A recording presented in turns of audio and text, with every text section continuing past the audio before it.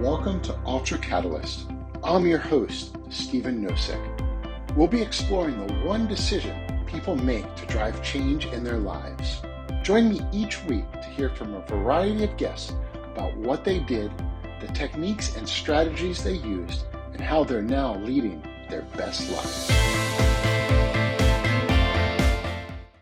Good morning, good afternoon, good evening, ladies and gentlemen. Thank you for joining us on the Ultra Catalyst podcast. My name's Stephen. I'm the host. You already know me. You've been following our channel for quite some time. Well, today we have a special guest, a friend of mine I met about 4 years ago. We're going to get to interviewing and chatting with him about different topics today. First and foremost, for anybody that's just joining us now, what is the Ultra Catalyst podcast about? Well, quite simply, we're talking to every single person we could find that has a story where they went through some sort of event, whether if it was traumatic, maybe it was success, maybe it was family, financial, emotional, whatever it was. And they just got to the point where they said, I want something different. I want something new. And there was that spark, and they made a decision to change their life for the better. And that's what we're all about. So get ready. We have a brand new guest this week. It's my pleasure to introduce Jacob Russell. Now, let me give you a quick bio about Jacob. He's a life coach, an entrepreneur, a musician, an athlete who loves running and cycling. We're going to get into that in just a few moments. Plus, he just relocated to Kentucky, one of my favorite states out there. Welcome, Jacob. How are you today? I am doing great. How about you? Man, it's been quite a day. It is heating up in Houston, Texas. It was about 85 degrees, and yeah, got a little sweat on this morning with a little half run that I did. So not too bad, not too bad. Very nice, very nice. Yeah, it's as you said, moving out to Kentucky from California, I have to adjust to actually having weather, as opposed to, although I guess now Southern California is going through a whole lot of stuff. But yeah, I was talking to someone about it today, having to actually check the weather every day, which is a new thing. I lived in Colorado for a couple of years, so I've done it before, but it's readjusting to actually having seasons and a change of weather. But it hasn't been too bad. And like you said too, the state so far has been great. So it's good. It's a good adjustment. Yeah, well, I know we're going to talk a little bit about that. And being a California person myself, born and raised there, moving to a different state, it doesn't matter where you are in the country, anywhere other than California, you got to get adjusted to the climate, right? I lived in Northern California. I know you lived in Southern California, and it's a different kind of humidity, but you also got the wind coming off the ocean, and that's a lot different than the wind in where I'm living and where you're living in Kentucky, as well as the humidity. It's definitely something else, because I know when I rolled out of bed when I lived in California, I'd open the window, I'd look outside, and I said, this is what the weather's going to look like all day long. Not so much anywhere else. Not so much anywhere else. Not at all. But yeah, it's been good. And I'm just trying to stay active while like adjusting to the climate and just trying to kind of keep things going in that sense. Excellent. Excellent. Well, I know I met you a little about 4.5, maybe 5 years ago. And at the time, you were a musician. You were just getting into running and also cycling. Do you want to just give us a quick background of some of your events back in the day, where you started? Yeah. So I would say it's crazy that we've already known each other for that long too. It just seems like everything kind of compounded the last few years. So yeah, I was doing music I started playing music when I was 10. And that was just kind of what I thought I'd be doing for a while. But I would say, I actually now don't even remember the year, but we went and recorded an album and ended up spending $5,000. And just before it went into mastering, the hard drive crashed and just lost everything. Dude. And so, yeah. So it went through a stage of just kind of like, okay, we're just going to put this on hold for a little bit. And it was in that time that I actually picked up cycling to just kind of like pass the time in that moment. what's funny enough is how I started cycling was bar hopping with a Oh, friend of mine. So we, I mean, again, Southern California, the weather's pretty stable all the time. Um, and so we would just go and on like weekend nights, ride into downtown, just kind of observe mhm. just so many interesting people and things to see. And then we would just kind of ride around. And from that, kind of developed like a love for it and got into it. My first few like longer rides, 100-mile plus rides, were actually on a Walmart bike. Okay. It was just a Walmart flat pedal, like welded steel bike. The thing was heavy. Hundred Um, bucks or so, right? 200 bucks, something like yeah, that. Yeah. it was Yep. something super cheap. And it was just like, I bought an old Fuji off of Craigslist, but I couldn't change the gears on it. So in my mind, I was like, well, this has gears, so it'll at least get me a little bit further.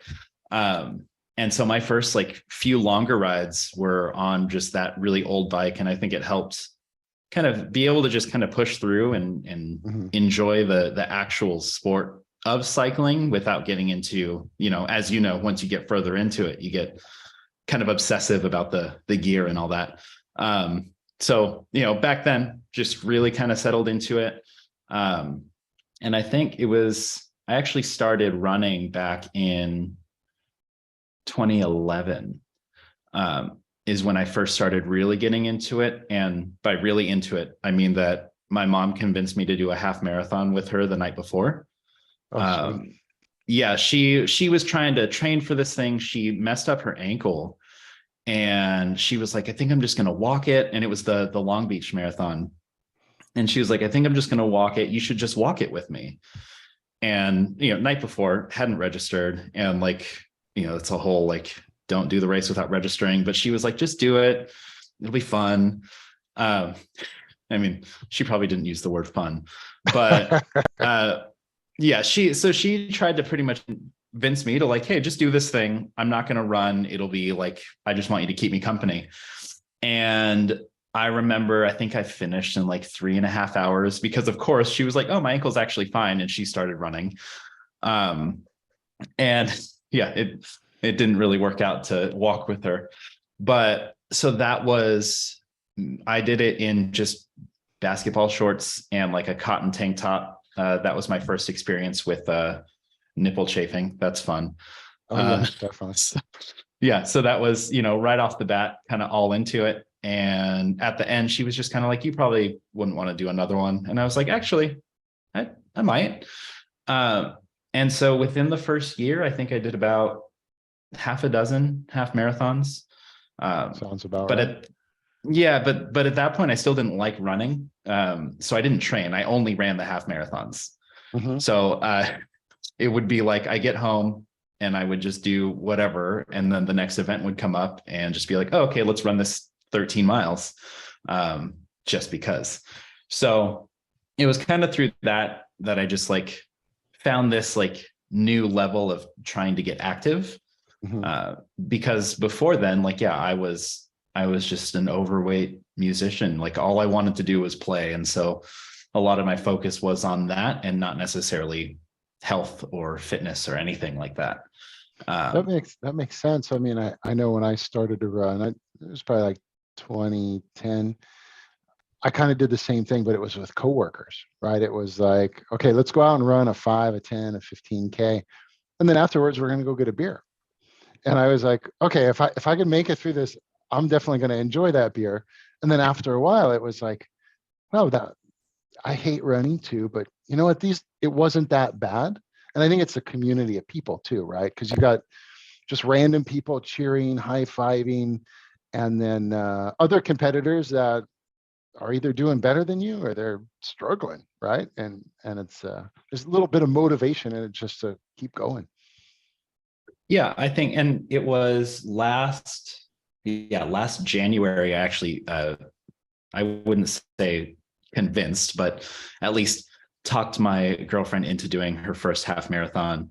And that was the big thing, is like going out and running is one thing, but being in that environment, it's the atmosphere of Mhm. doing an event is just so much different. But that's why, like, as you know too, it's like trying not to push yourself too much at the beginning of those event days, because there is just so much going on. And so a lot of it is just like pacing yourself, but it really is like you kind of get hooked on not necessarily the act of running itself, but the environment that those events are in. And then you kind of pick up on things, and you kind of find a way to, I guess, kind of like commit yourself to it in its own way. And I think that's kind of the great thing about running, is that, it doesn't matter, at least for me, it took a while for me to even say that I was a runner.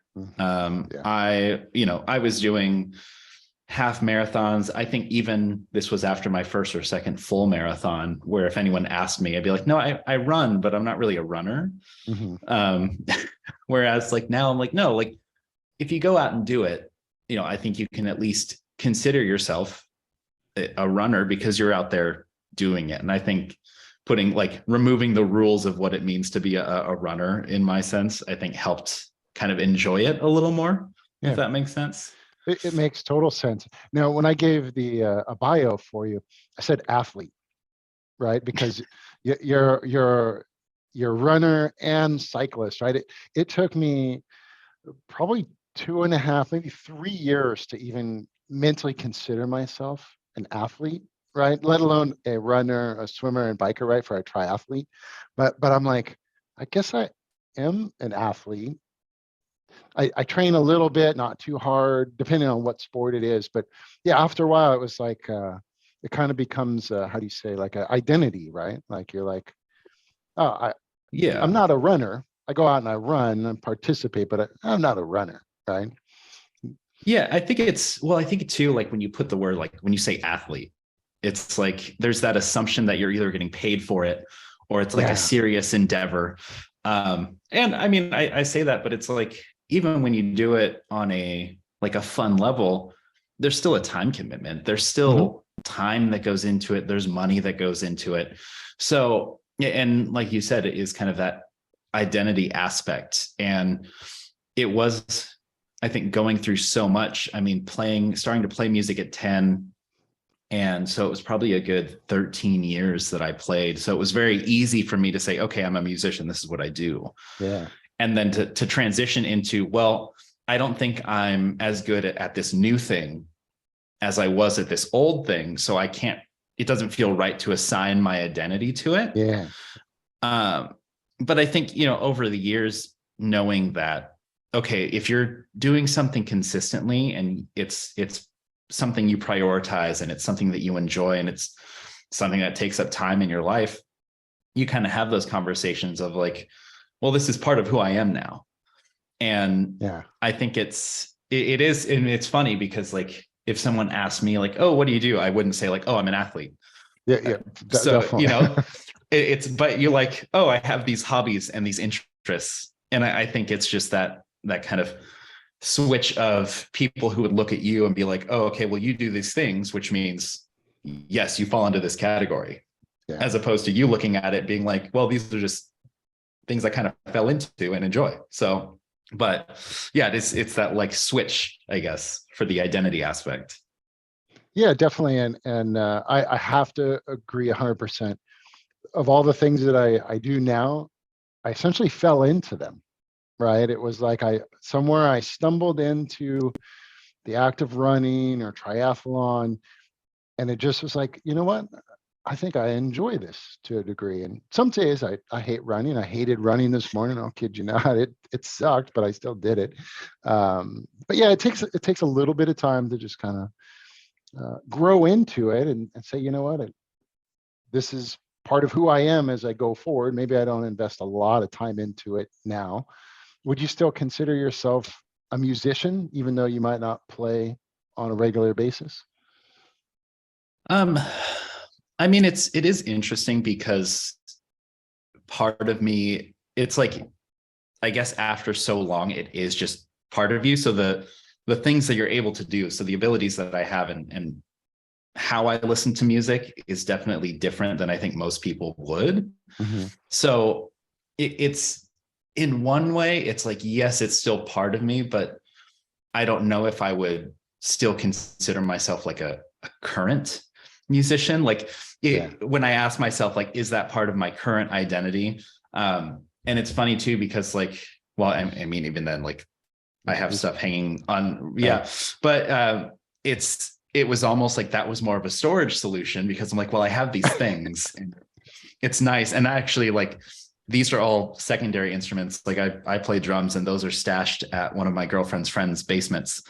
But the difficult part is drums are loud and they take up a lot of space. So it's a whole deal. But yeah, I think like if I were to look at like who I am based on where my time is and where my priorities are, I would say that being a musician isn't necessarily like a huge part of my current identity, but it's something that's made me who I am. So it's still like something I appreciate in that sense. Yeah. That makes sense. And yeah, I was scoping out the guitars in the back on the wall. I think that's killer. I was going to ask, you want to pick one up and start playing? No, I'm just totally kidding. You don't have to do that at all.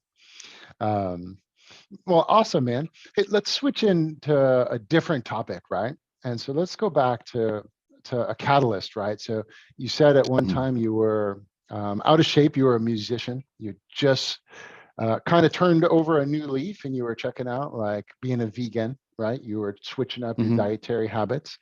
What was really that catalyst that changed? Was it part of the run and a half marathon with your mom, or was there something deeper that you just said, you know what, this isn't what I want to do at the moment, or any longer, I should say? Yeah. So it's in that time, like I enjoyed playing music. I enjoyed doing what I was doing, but I was really unhappy with myself.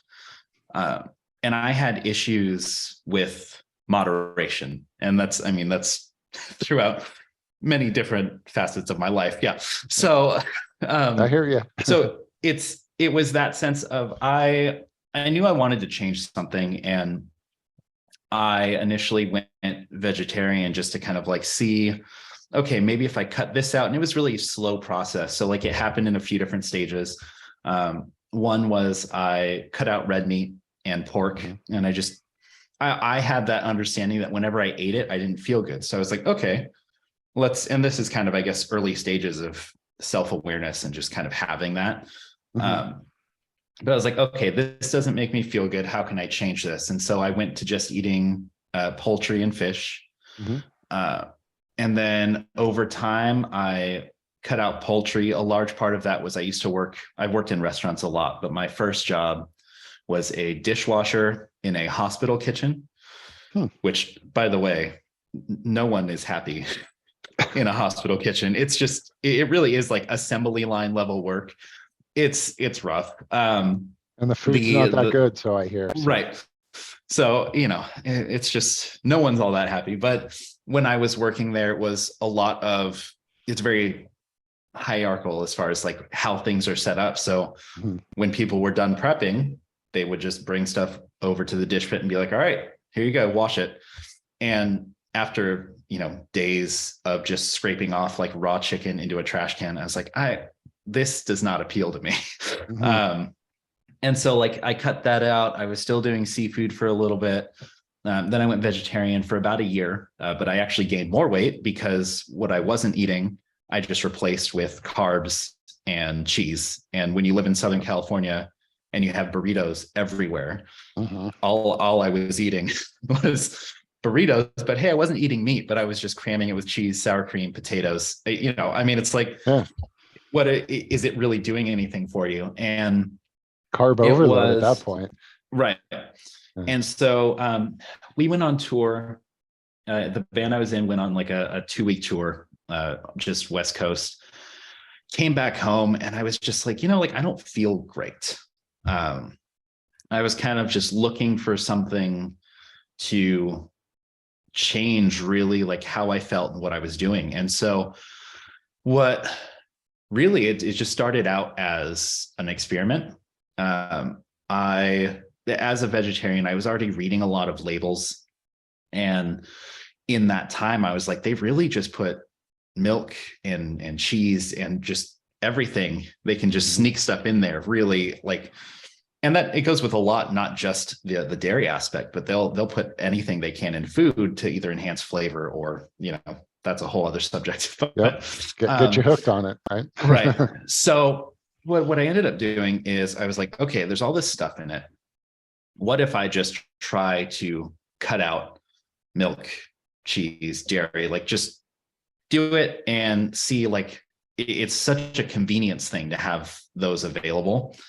And so I was like, let me just see how it goes. And so this actually happened around the same time that I did that half marathon, the first one. And it was something with the combination of the two, where I started that, I finished the half marathon, and I was like, this is probably the best I've like ever felt. Like, it's not like I was instantly healthy and fit and whatever, but it was just this internal feeling of just like, I think this is something that I should kind of explore more. Mhm. And so now, being, I don't know, 11 or so years into it, it really is like, if I'm eating the way that my body needs to be fueling, my mental health is better, my physical health is better, my immune system is tons better. And so I think for me, it's like, I don't look at it as, okay, this worked for me, therefore everyone needs to do it. Mhm.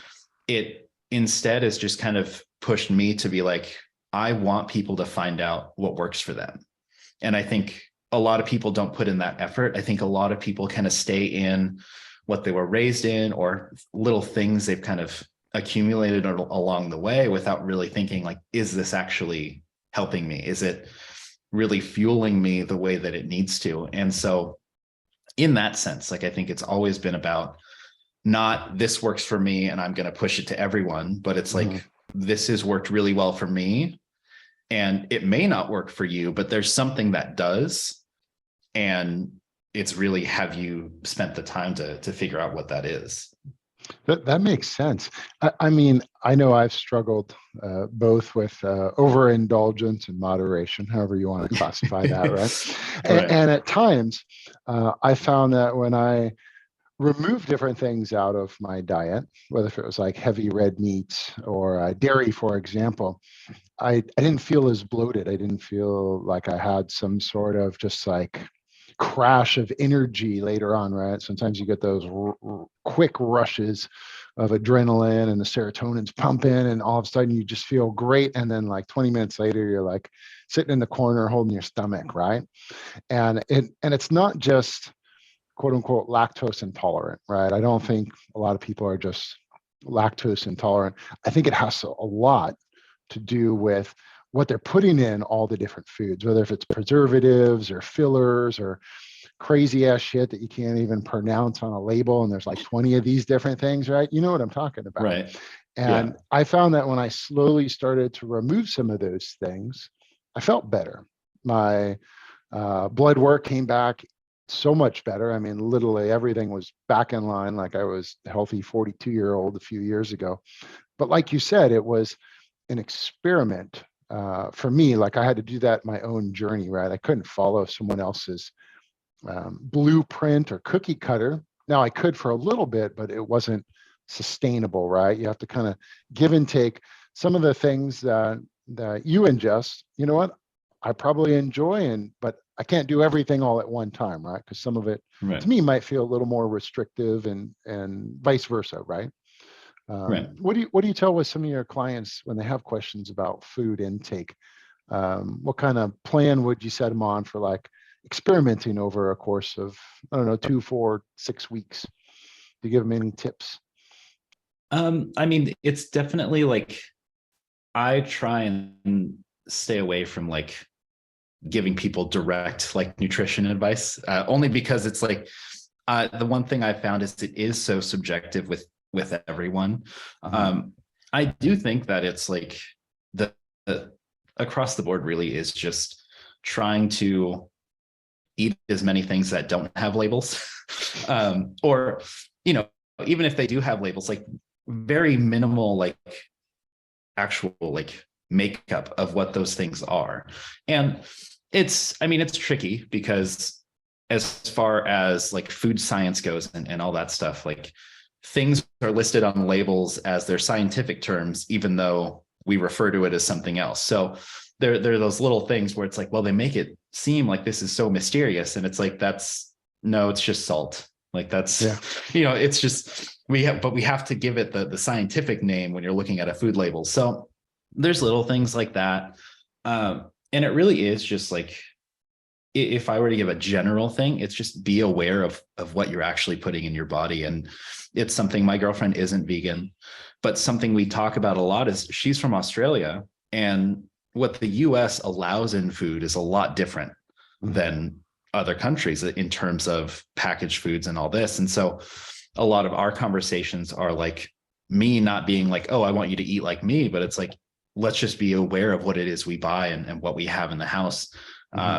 Even things as little as like high fructose corn syrup isn't a thing in Australia. And so here it's like, it's in everything.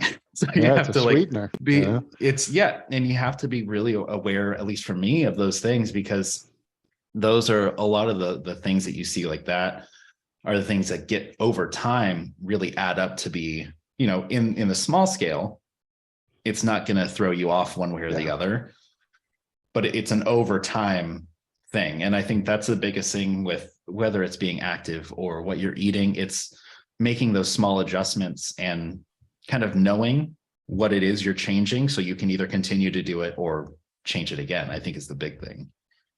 Yeah, no, that's a definitely a great point. And I didn't know she was from Australia, because I can't imagine like they'd be putting in as many things as they do in the States, right? Like there's a lot of, it's a big business, I mean, worldwide, but here in the States, it's, let's get you to like something, let's add a bunch of different sweeteners on it or fillers so you can consume more, right? I'm guilty of that myself. Oh, and I'm not going to say that it's easy to be unhealthy and be vegan. I mean, there's plenty of processed stuff out there. There's plenty of packaged stuff. Things are very easy to still, I mean, that's the thing, is when I first did this, your options were to cook at home or, go somewhere and kind of navigate a menu. And I was probably eating somewhat healthier back then because there weren't as many options. Whereas now, like, if I work a long day and I don't want to cook, I can buy frozen packaged stuff that like is available. Is it good for me? Maybe not, at least not long term, but there's an aspect of convenience that is kind of kicked in that changes things. And it's funny to kind of go back to your point of the difference between things that in Australia and things here. One of the things that she's commented on is actually pharmaceutical ads. They don't have those in Australia. They don't advertise medicine because they don't here. It's like, it's a really big thing to push different medications. Whereas there it's like, is what it is. So that's kind of an interesting thing too, of like learning those small things of like, oh, that's just the way it is in the US. And you get so used to it that you're like, oh, I guess that is kind of weird that they have to not only advertise this medication, but then also tell you the long list of side effects within the same ad. It's just interesting things. It does get me that, well, I don't watch a lot of television myself, so I don't see them anymore. My kids don't watch television a lot, they just don't see it. But it's interesting, in every single ad, from what I recall, is ask your doctor about this if you have this problem. And the interesting thing is that nobody's really out hunting why you have the problem. They're trying to figure out what to do to supplement the problem to make you feel a little bit better. So you keep going and having the same patterns and behaviors that you have, but nobody's really trying to identify what's causing your freaking problem at all, which is interesting that the television is now telling you, well, you're going to have these 20 different problems. Here's a cornucopia of drugs you could choose from. Go talk to your primary care physician and see which one will be right for you. Right. Strange concept. I think, it ties into being active, to the way that I eat and all this. It really is like, how do you find the root of those problems you're having? How do you cut down on those issues? And I think I think it is an interesting thing that, I guess really it comes down to being like that proactive versus reactive in your life as a whole. Like I would much rather be active and be proactive in the way that I am and feel, as opposed to being reactive where you hit that inverse of a catalyst, which I guess technically I've already gone through, which is why it's easy to say now. But like that hitting that point of like, okay, no, I don't want to do this. Let's now be reactive. And I think, to be fair, you still need those points, right? Like that's the whole point of, to use your word, that's the whole point of a catalyst, is to have something that forces you so much to be reactive that you decide from that point on, okay, well, I'm going to be proactive about this from here on out because I don't want to be put in that spot again. I think that's really kind of what it comes down to, is that whether you're going to be proactive or reactive to the things that are kind of going on around you or even inside you as far as physically. Yeah, and I'll add on to that some people may just keep going status quo, right? Business as usual, right?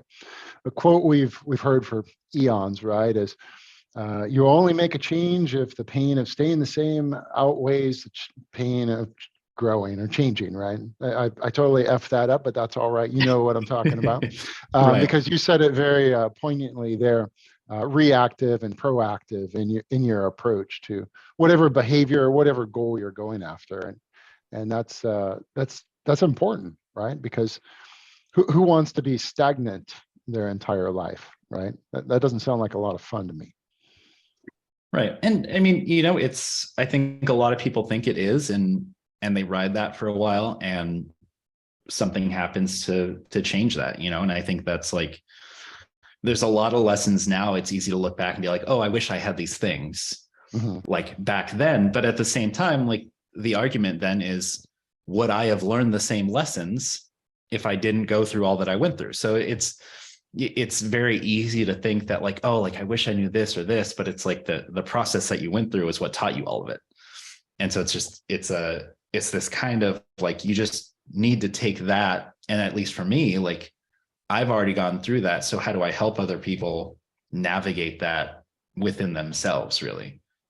Yeah, it's about the journey, and you hit it right on the head of the nail. It's going through the ups, the downs, the peaks, the valleys, and the experiences, and coming out the other side and turning around, looking back, saying, wow, I used to live like that X number of months, years, decades ago, and I feel so much better, right? Or maybe that was a great time, and maybe you take a little bit of it with you, but the reality is we're all still moving forward at the same rate of time until we're done, right? Whatever that means to anybody, right? But yeah, no, I appreciate you calling out the experience, because that is key. I mean, I found that you get to learn something twice, not only when you go through the experience, but when you also teach someone else about the experience that they may be going through at that time, just like what you're doing right now, helping a lot of people out with life coaching,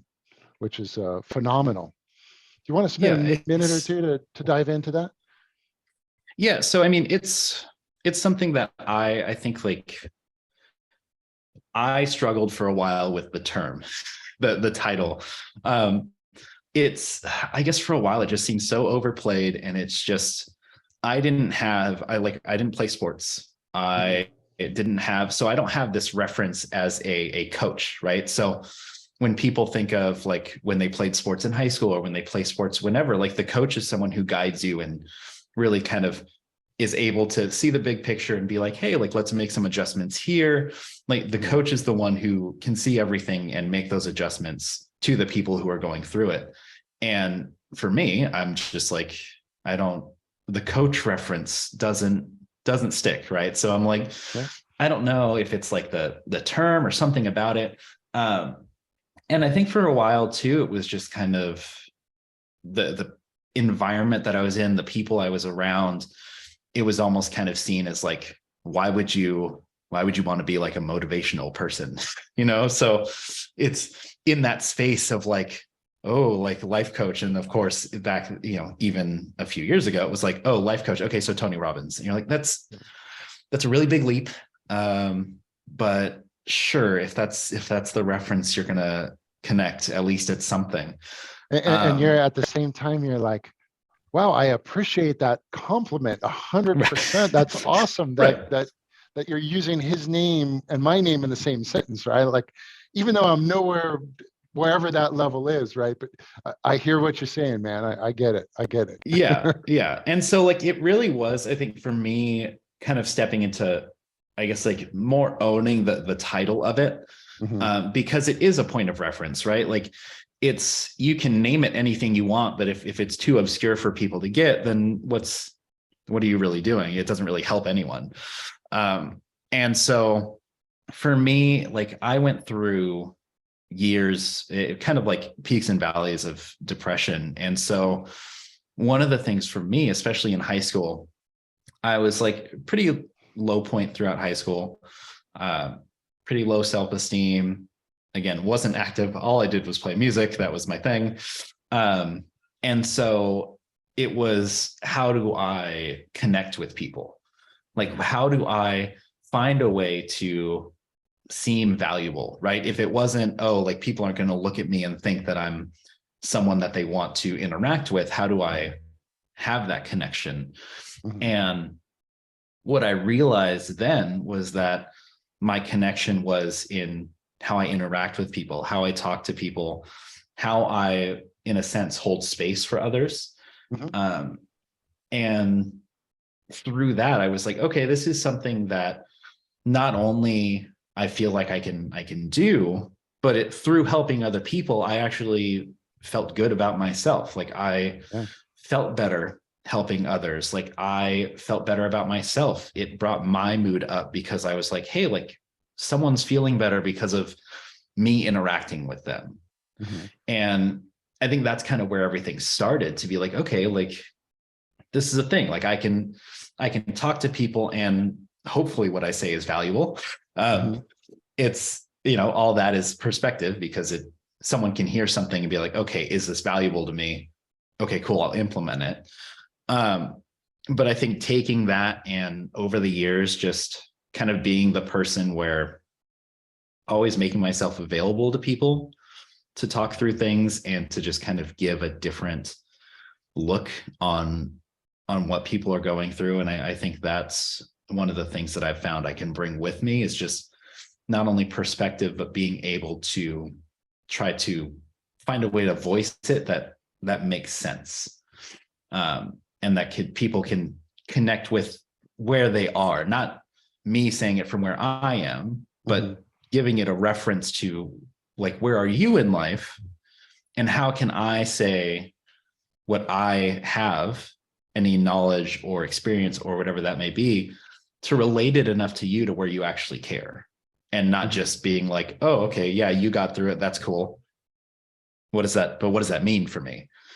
And I think that's a tough one to get over time, because I think depending on social interactions, there are a lot of people who are like, this is what I've done, this is what you do, now go do it. But it's, unless you have one-on-one time, you're going to get a lot of people who are like, okay, well, that doesn't apply to me, so that's not very helpful. So I think I think it's a really big thing. And it wasn't until last year that I decided, I was like, okay, let me just go and actually find a program to get certified in, Mhm. to actually be able to give me some sort of structure. Because that was the biggest thing. It's like, how do I turn all the stuff that's in my head into something that can be useful, not just once in a while, but something that actually is useful over and over again. And that, And that that's a pivotal change mentally, right? Because you've been in service of other people, and you called it out a little bit ago, but I'll highlight it is active listening skills is huge, right? right. Because you have to give, I think you phrased it as in giving space to people, right? Because they Mhm. need to air out, they need to clear whatever is going inside, because there's something holding it back, and you just being a sounding board for them. Hey, that's part of it, right? And that's a huge part, right? Because you have to have that humanistic approach where they trust They have confidence in what you're telling them, not just from experience, but also just from the humanity point of view, right? And the Right. empathy point of view, which is huge. But I'll let you continue because you were on a roll telling us about the program you were just about to get some structure out of. And sorry if I interrupted Yeah. you there. Oh, no, you're fine. I think again, it's just being able to have that active listening is great. And even then, a lot of times through talking things, like actually saying things, Mm-hmm. you can say things and then find the solutions that you want. So like, it's a lot of times it's not the solutions that you're giving, but it's the opportunity to have the conversations that are more directed to find those solutions and to be able to really discuss it. But to go back to getting into the actual like program that I got into and I am going through currently. But for me, it was the sense of I can tell people that, hey, like I can help you with whatever it may be. And I guess generally it's more mindset based is what I focus on. Mm-hmm. But to be able to take that and be like, okay, there is something, because there are still people out there who they want to see the certificate. They want to see like that to them is how they get their certainty is like, have you actually done anything with it? Mm-hmm. And I think the biggest thing for me is going through this and being able to do it and it not being, I think, at all what I was expecting, which I think is like a really big positive because I'm just a very logical person. Haven't been, at least in the past, haven't been a very spiritual person. I haven't been someone who's really in touch with religion or spirituality or anything like that. Mm-hmm. But I just happened to find myself in a life coaching certification that was based around meditation and like spirituality and being able to like ground yourself and do all this stuff. And I'm like, there was that time where I first did it. I was like, oh, wait, like, is this me? Like, is this something that I want to do and can get behind? Like, how do I feel about this? Mm-hmm. And it wasn't until like going through it that I realized like, oh, like all this stuff is actually stuff I could use for myself. And I think Mm-hmm. that's the biggest thing is like opening myself up to that has really kind of turned how I look at that and how I present it, because there are a lot of people who are like, that's not how I work. Like my brain doesn't work that way. And it's like, okay, well then let's kind of navigate around some things to bring in other resources there to do it. Mm-hmm. And I think that's been the big thing for me is like opening up my own view of what that spirituality is and trying to open up my perspective personally as far as how that looks for myself as well as how it can tie into helping others. Yeah, self discovery and self mastery, right? Both those aspects are key, right? Because Right. it's interesting you said that as you took steps forward into this program, you saw what was there and you were like, do I really identify with meditation and yoga and all these other things, right? Like, is that really me? And you're like, I don't know. I kind of done that in the past. Maybe I have. What's the outside world think about that connotation, right? There's always that what was that? A fear of judgment, right? And Right. I've had that myself, and before my wife got me into meditation and yoga many years ago, and I had that same thing, right? And then you get to that point where you're like, I could get into this. There's some relief in it. There's some self accountability to show up and just embrace it, because what I found personally, and I don't know if you're the same, is when I go into a practice like that, it's very freeing. I could literally like turn off like the hyperdrive of my mind, the negative swirling thoughts of a situation that I'm not really in tune with, but it's somehow affecting me. And then when you get out of the practice for a little bit, you're like, oh, that was awesome. I could do that again. When's the next session, right? Yeah, I think, well, it's funny because it's the same thing with being active and anything like that. Like a lot of the people who have hesitations or are like, oh, like I don't have time to be active, I don't have time to do this, are usually the people who really need it. Yeah. So like Yeah. but it's the same thing. It's like I don't have time to like sit with my thoughts. And it's like, but no, that's a good thing.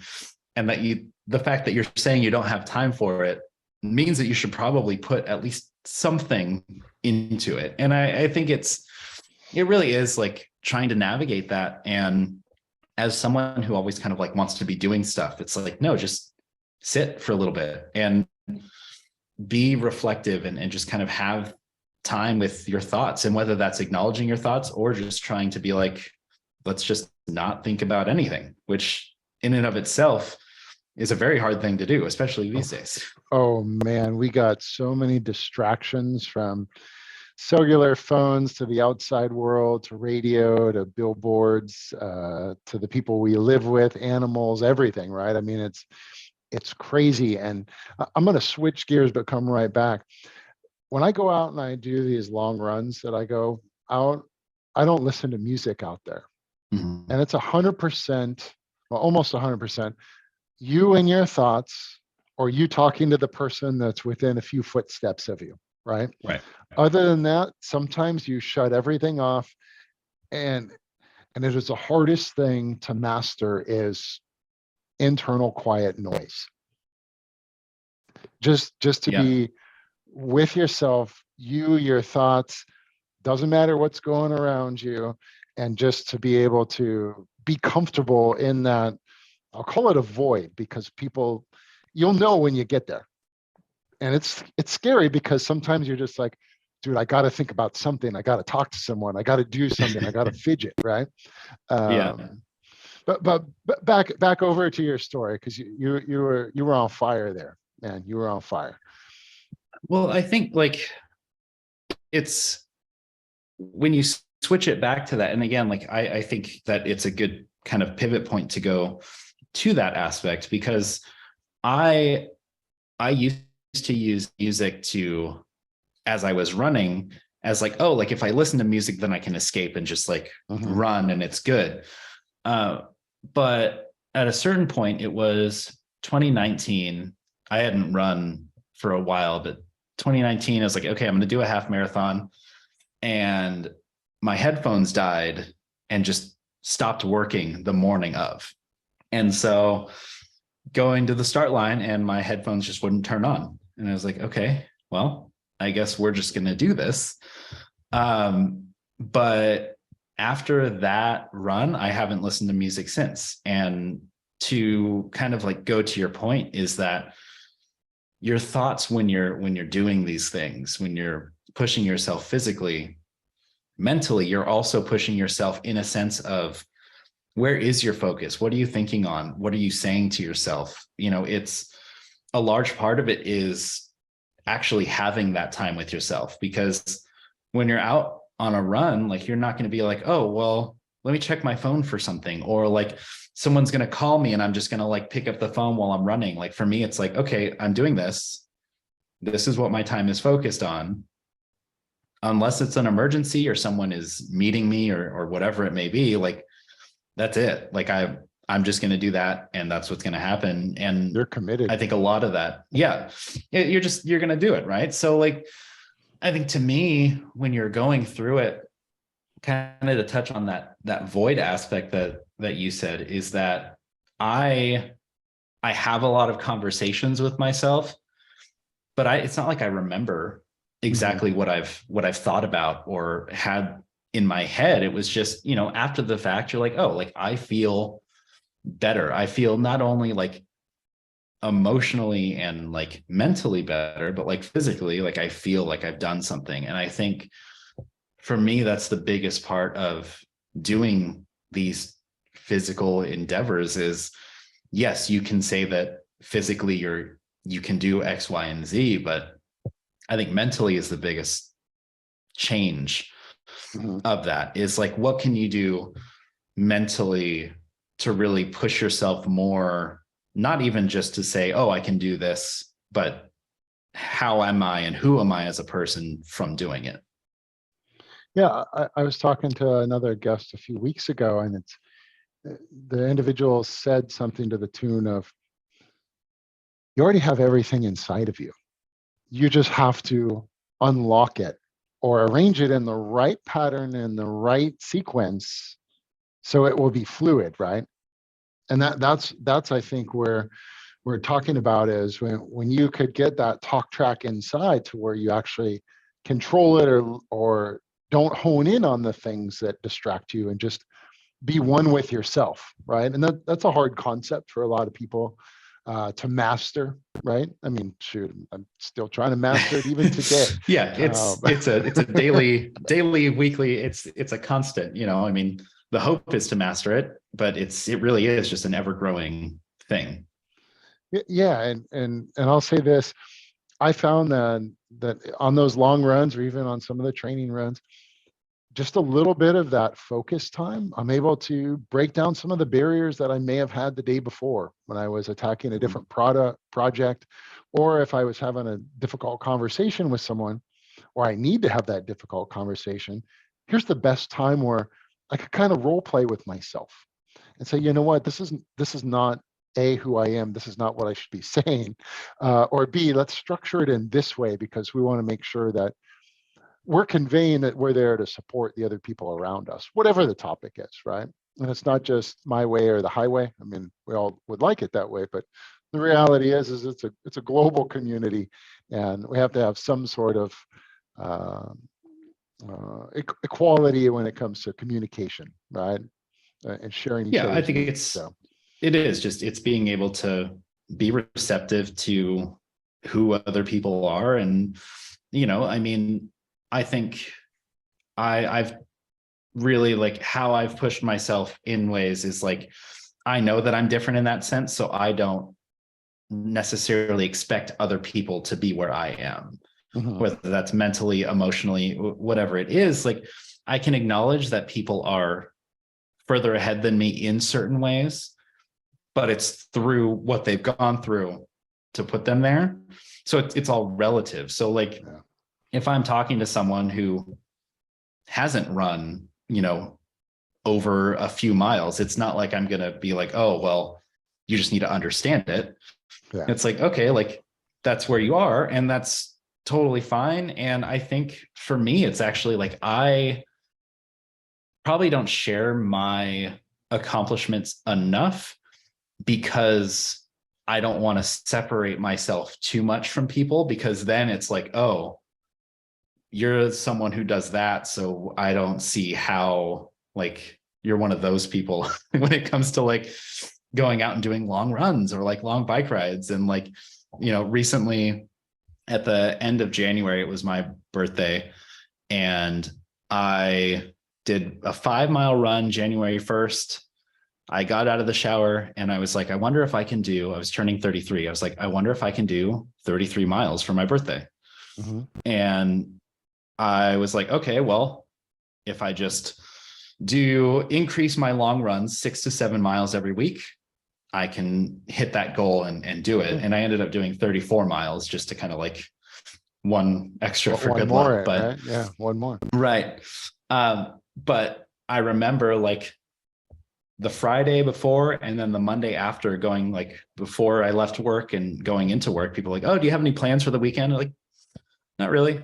Just, just gonna hang out. And even then Monday rolls around and everyone's like, you have a good weekend? I'm like, yeah, no, it was good. And it's funny because it's like, it's not that I don't want to do that to be like, oh, like I'm making it look easy because I don't talk about it. Mm-hmm. And it's a nonchalant thing that I expect everyone to be able to do and wrap their heads around. But I actually do it in the inverse, which is like, I don't want to have multiple conversations of explaining why I would do something like that. So I'm just like, oh, let me weigh out this and just be like, no, I didn't really do anything. I just, I don't know if that's like me being overly humble in that sense, but I think it is just kind of like, how do I not distance myself so much that I'm no longer relatable to the people that I interact with, on a consistent basis. That's a beautiful point. When I look at like what I did in 2022, right? I did several Ironmans, half and fulls. I attempted 300-mile runs, and I finished my very first 100-mile on the third attempt, right? And when I was telling some of my coworkers, "Oh, what'd you do this weekend?" "Oh, well, you know what? I went out and I attempted this," and like some people, like just shut down. They were like, "I can't even fathom that." Other people were like, "You're an idiot. That's awesome." And then there's a few people that for weeks afterwards, they would tell everybody else what I had done. And then they'd literally form the conversation around what I was doing because they couldn't wrap their heads around it after I told them why I was doing it, right?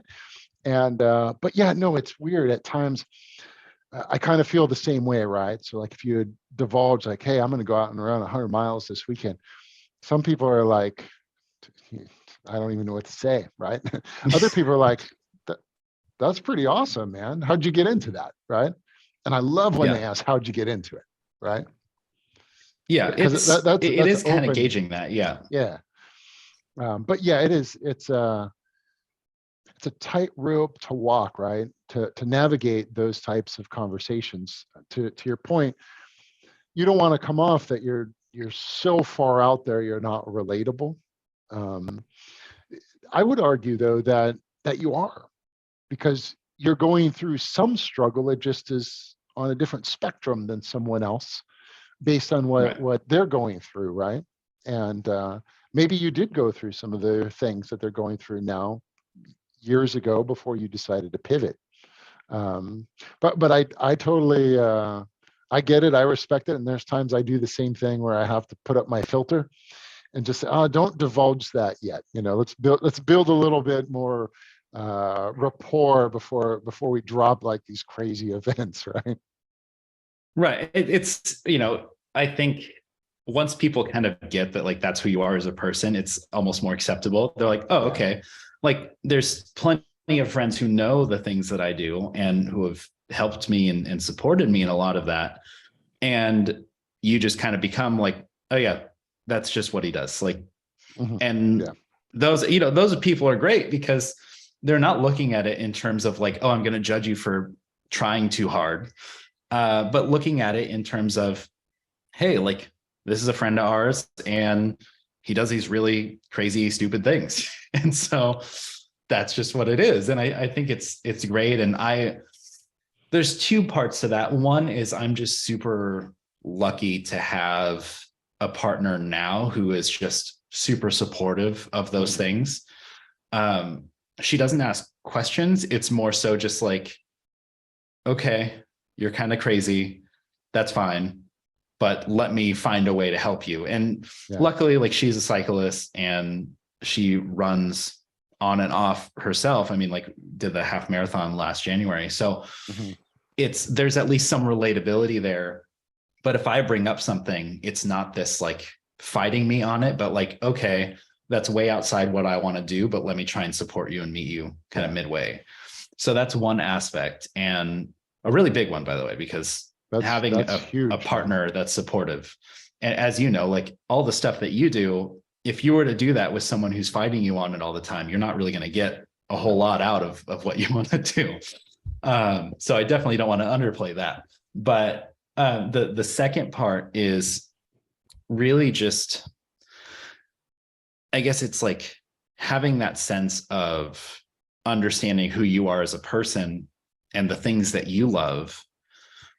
I think there's a lot of people out there, and I've been on that myself, is that you put what you're doing out there and so many people just get really negative or just kind of shoot it down. Hmm. And I think for me, I just kind of learned to, like, okay, like, let me hold on to more of what I'm doing and what I have going on. And it's not in the sense of like, oh, I just don't want people to know. It's like, I don't think everyone needs to know. I think that Yeah. when you build, like you said, when you build that rapport with people, or you build a relationship with someone who you can kind of get to know a little more, to where like you can share, and this is outside of fitness, but like, if you want to share your dreams and your aspirations with someone, Hmm. do you know if they're going to immediately try and get you to play smaller than what you want? Or are they going to support it, or are they going to be neutral? And I think if you are going to find more people who are push you down or neutral, then for me, it's like, I'm better off keeping myself going instead of letting that come in. But it's like you said, it's a really thin rope to walk on, because you want to be able to spread that, to be able to be like, not only is this possible for everyone, but this is something that like I do, and this is who I am as a person, and not necessarily hiding that from everyone. And so it's, it's hard to be like, yeah, this is what I did this weekend, without coming off as like, look at me, because no one else around here is doing those things. So, but I think it is like, the more that people get to know you, the more that you open up about certain things, then you kind of feel like, okay, how can I bring up these things that are really important pieces of my life without dealing with people who are going to be overly negative? And,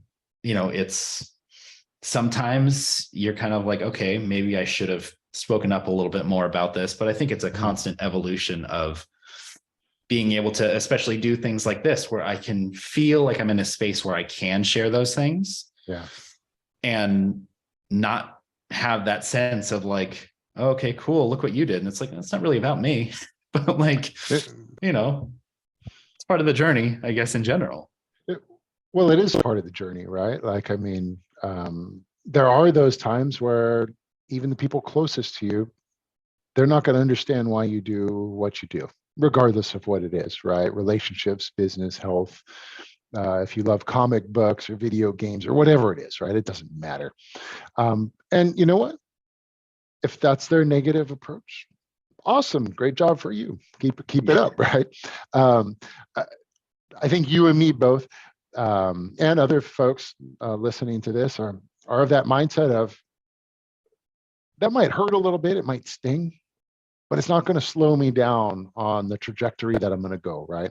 Because we have a bigger mission to fulfill. We have a larger vision. Maybe they have their own vision, but the vision we have is massive for what we want to do in life, the marks we want to live, the people that we want to impact. And what I want to spend over to and pass this over to you is it really comes down to service, to being able to help the people around you become better at whatever it is they want to do. It doesn't have to be ultra running, cycling, musician, right?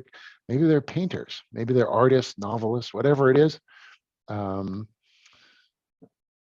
If someone does have a question for you, where would they start? Where do you think they'd start if they were just reaching out to you for help?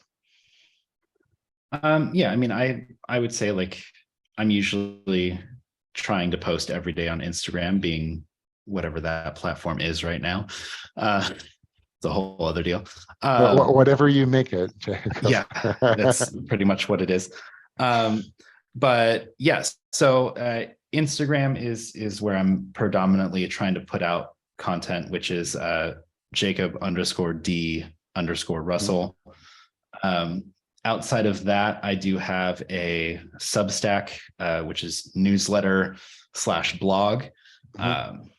That one, I'm just trying to do. I've been actually doing it since I moved out to Kentucky in October, every week, just putting something out there. And that one, we'll probably just put a link to in the show notes as well. Yeah, just definitely.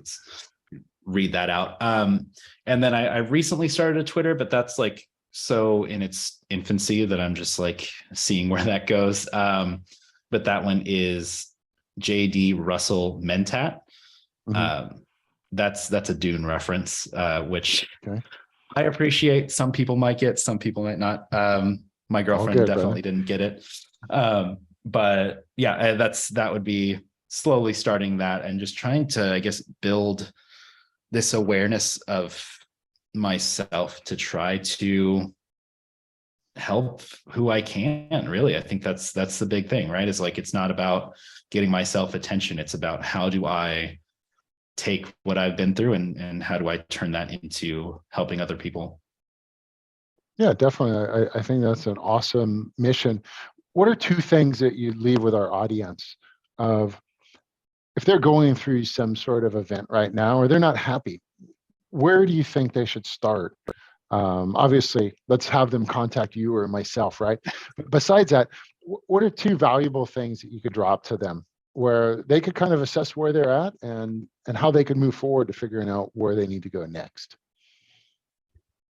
Yeah, I would say kind of what we talked on earlier is really just building that self-awareness with yourself, knowing kind of having that honest look of where you are, Mhm. what's going well, what's not going well, and finding ways to really address those things and honestly address those things. I think it's that comes with a lot of self-talk. It comes with a lot of trying to navigate those things.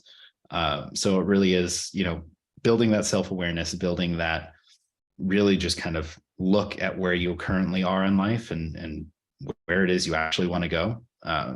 And second to that would be kind of what you touched on with the previous guest said, but it all comes down to resourcefulness, right? Like I think all of us have had our own life journeys that have provided us a lot in terms of experience and Mhm. lessons.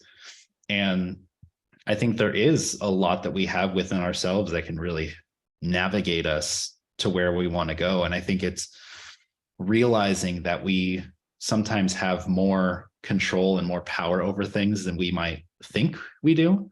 Mhm. Um, but it all comes down to an inner resourcefulness to kind of know that, not only do you have what it takes to get you to where you want to be, but even if that seems too vast, you at least have it within yourself to take the next step to really research and look into those things that, get you what you need internally to do it. So it's a sense of resourcefulness and just a sense of really knowing that you can figure it out. And I think everything is figure it outable. um, if you really kind of Yeah, commit to it and know that resources within yourself. that's a great book, by the way. I read that a few months back. We'll talk about that in the show notes. Well, Jacob, those are awesome points. Like Jacob said, if you're going through something, the first thing you got to do is really just get clear. Where are you at? Take inventory right now and then dig deep. Number two, know who you are, know that you got a journey, and take the steps forward. Reach out to Jacob or myself. We're here to help. And we wish you the very best because we're here standing behind you and we're going to be two people that are clapping for you, even when you don't think anybody else is clapping around. Jacob, my friend, it's been great having you on the Ultra Catalyst podcast. Thanks for joining us today. Yeah, no, thank you. I appreciate your time and having me come on and kind of talk for a little bit. Yeah, man, this was a lot of fun. I'll definitely have you on again, and we'll definitely catch up after today's show. Thanks again, everybody, for joining the Ultra Catalyst podcast. My guest, Jacob Russell, on today. We covered a lot of information about self-talk, self-development, what his catalyst was, how he's out there now helping and serving people that were in similar situations to him over the last 5 to 10 plus years. If you got any questions, by all means, don't hesitate. Reach out to Jacob or myself, or check us back every single Sunday when we release a new podcast. We're here to help you. Thank you and have a great night, everyone.